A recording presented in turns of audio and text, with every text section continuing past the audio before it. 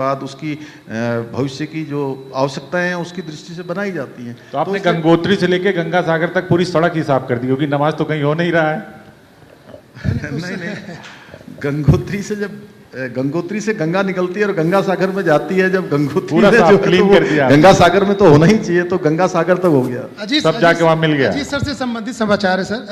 सवाल है, धाकड़ धामी से धुरंधर धामी का सफर, और इस सफर में महत्वपूर्ण भूमिका में ये जिहाद शब्द रहा, अवैध निर्माण रहा, अवैध मस्जिद रहे, अवैध मदरसे रहे, तो आपका ध्यान गया, ये जो 9 मुख्यमंत्री थे उनका ध्यान क्यों नहीं गया?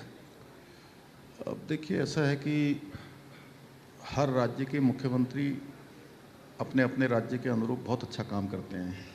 जिस राज्य की जो आवश्यकता होती है वो उस राज्य की जन भावनाओं के अनुरूप काम करते हैं और अपना बेस्ट करने की कोशिश करते हैं। तो मेरे लिए ये बेस्ट था कि मैं देवभूमि उत्तराखंड का मुख्य सेवक हूँ, तो देवभूमि का देवत्व तो बचा रहना चाहिए, इसकी पहचान बची रहनी चाहिए। क्या बात है। ये आस्था और श्रद्धा का केंद्र है।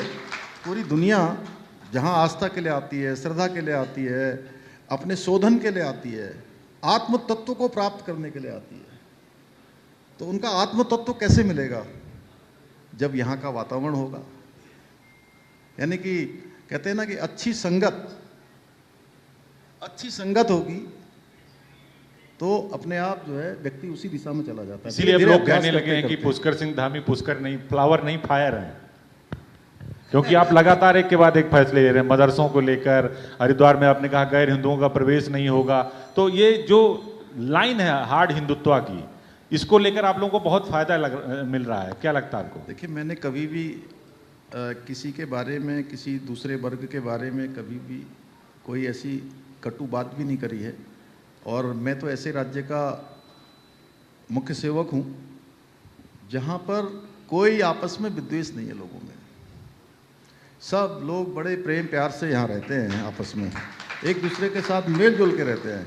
लेकिन हाँ, इतना ज़रूर है कि हम भारत के संविधान पर आस्था रखते हैं, भारत की विधि व्यवस्थाओं को मानते हैं, व्यवस्था के हिस्से हैं, तो व्यवस्था होनी चाहिए, कानून चलना चाहिए और भारत का संविधान लागू होना चाहिए। अब तो बीजेपी कहने लगी है कि ये देश बाबर और औरंगजेब के आदर्शों से नहीं चलेगा, ये राम और कृष्ण के आदर्शों से चलेगा, ये भारतीय संविधान से चलेगा, लेकिन विपक्ष इसका सबसे ज़्यादा विरोध करता है। देखिए, विपक्ष ने पिछले 60 सालों में केवल और केवल तुष्टीकरण का एजेंडा चलाया है, वोट बैंक का एजेंडा चलाया है। भगवान रामचंद्र जी का अयोध्या में मंदिर पहले ही बन जाना चाहिए था, कितने सारे उसमें विघ्न किए गए, बाधाएं की गई, बड़े बड़े वकीलों की फौज लगाई गई, यहाँ तक कि ये भी कहा गया कि राम सेतु भी काल्पनिक है। तो मेरे मन में प्रश्न आता है कई बार कि ये भगवान श्री रामचंद्र जी जहाँ पैदा हुए, वहाँ उनको पुनर्स्थापित होने के लिए, उनकी प्राण प्रतिष्ठा होने के लिए, उनका मंदिर बनने के लिए 500 वर्षों तक कितनी पीढ़ियों को इंतजार करना पड़ा, कितने लोगों को संघर्ष करना पड़ा, कितने लोगों को बलिदान देना पड़ा, आखिर क्यों? तो ये पहले भी हो सकता था। विपक्ष का रुख देखा नहीं आपने? ना राहुल गांधी गए, ना अखिलेश यादव गए, कोई विपक्ष का नेता नहीं गया। उन्होंने कहा कि कुछ लोगों ने कहा कि मंदिर ही सही नहीं बना है। अजीत जी, ये एक बार मेरे से किसी ने प्रश्न पूछा था, आपने नहीं पूछा, मेरे से किसी ने पूछा कि ये जो बड़े बड़े नेता जिनके नाम आप ले रहे हैं, जो विदेशों में जाके हमारे देश की बुराई करते हैं, जो हमारे सैनिक जब ऑपरेशन सिंदूर चलाते हैं, सर्जिकल स्ट्राइक करते हैं, एयर स्ट्राइक सेना करती है, तो उस पर प्रश्न चिन्ह खड़ा करते हैं, ऐसे लोगों के बारे में मैंने कहा कि वो इसलिए वहाँ नहीं गए भगवान राम की प्राण प्रतिष्ठा के कार्यक्रम में। अगर वो वहाँ जाते तो उनसे उनका एक विशेष वर्ग का जो वोट है वो नाराज हो जाता। तो कैसे जाते हो? तुष्टिकर अभी यहाँ भी आने वाले हैं, तो आज मुझसे अल्मोड़ा में पूछ रहे थे लोग। मैंने कहा कि नहीं आना चाहिए, क्योंकि वो हमारे सैनिकों को बहुत अच्छा उन्होंने नवाजा है। सैनिकों के बारे में बोलते हैं कि भाई सेना पर प्रश्न चिन्ह उठाते हैं, कहीं पर उनकी जो बहादुरी है, जो उनका साहस है, पराक्रम है, उस पर बार बार प्रश्न चिन्ह उठाते हैं। विदेशों में जाकर भारत की खिल्ली उड़ाते हैं।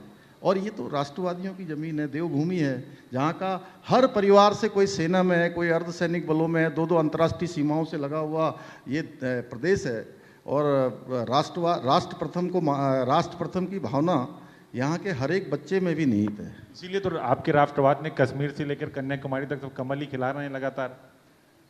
देखिए, आज पूरा देश उस दिशा में आगे बढ़ गया है, क्योंकि देश स्थायी नेतृत्व चाहता है, सबका साथ, सबका विकास, सबका विश्वास और सबका प्रयास। ये मूल मंत्र जो हमारे प्रधानमंत्री मोदी जी के नेतृत्व में देश के अंदर ये संकल्प दिया गया है, विकसित भारत का संकल्प, आत्मनिर्भर भारत का संकल्प, एक भारत श्रेष्ठ भारत का संकल्प, आज पूरे दुनिया और इसको आत्मसात कर रही है। आज देखिए, आज हमारे सभी, हमारा जो सनातन है उसका भी एक तरह से स्वर्णिम काल इस समय चल रहा है। चाहे उसी स्वर्णिम काल का हिस्सा है कि हरिद्वार में गैर हिंदुओं को आप नहीं जाने देंगे, और जो दुकानें लगाएंगे, कांवड़ यात्रा होगी तो अपना नाम बताएंगे। नाम क्यों नहीं बताना चाहते ये लोग? ये बहुत बड़ा सवाल है। अब इसमें देखिए, ऐसा है कि सभी का नाम होता है, तो नाम बताने में किसी को क्या आपत्ति है जी? क्या आपत्ति है? अब पहले पहले मैं कई बार बहुत सारे लोगों के साथ वहाँ जाता था, तो